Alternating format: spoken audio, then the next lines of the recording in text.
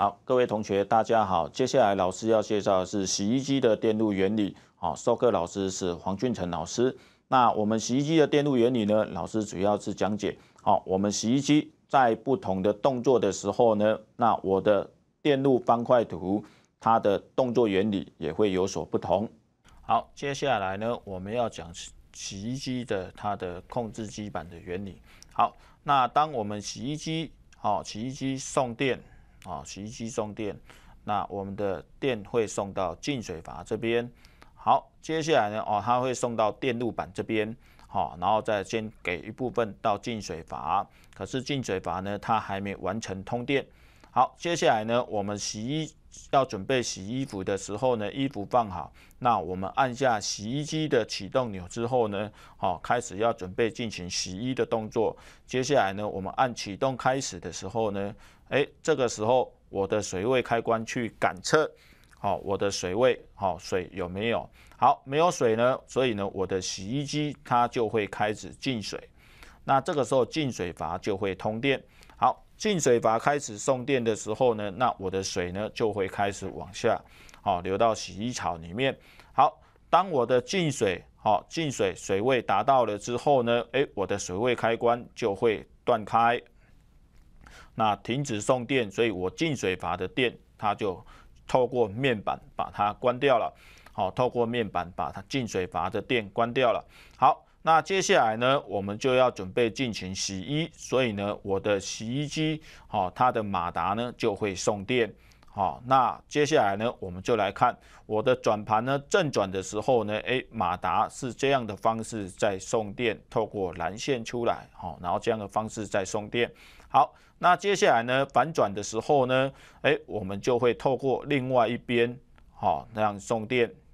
那这个时候马达准备进行反转，所以呢，我们洗衣机的正反转呢是透过蓝色的线跟红色的线来控制马达的送电。好，那接下来呢，马达运转的过程中呢，如果我去打开洗衣盖板，那打开洗衣盖板呢，这个时候我的安全开关呢就会断线。那断线，它的电就会断掉。那断掉之后呢，我所有的电都会，马达的电呢就会停止送出来，那让我的马达停止运转。好，接下来呢，我们再来看排水行程。排水行程。那我们到排水的时候，洗衣机，我们洗衣服洗好了之后呢，要准备进行排水。那这个时候呢，我的面板呢就会送电出来给牵引器，那牵引器就会把我们的排水管的塞头拉开，让水排出来。好，所以呢，我们再来复习一下我们的洗衣行程。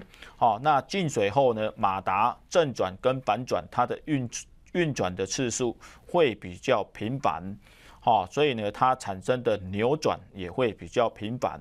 用这样的方式呢，把衣服洗干净，然后再排水。好，那洗清的行程呢，是我们呢洗完衣服之后呢，因为衣服还会残留了很多的洗衣精，所以呢这个时候呢，我们要再重新进水。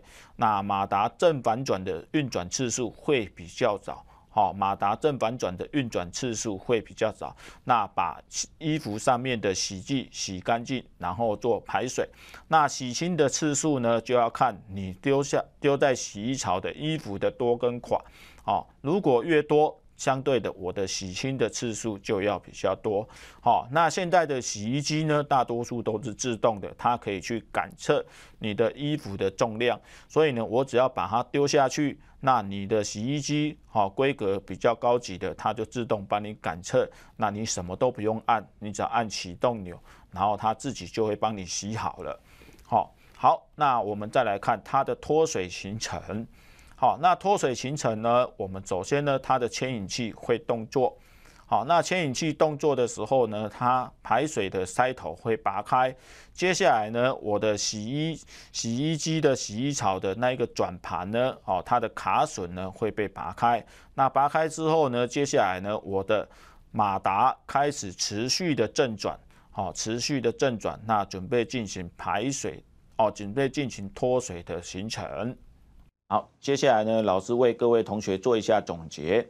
那我们洗衣机的电路原理呢，我们在洗衣行程，洗清形成跟脱水形成的时候呢，它是有哪些元件在动作呢？那希望各位同学呢，能够透过前面的电路原理呢，去理解、去明白、了解我们电路是什么样的动作。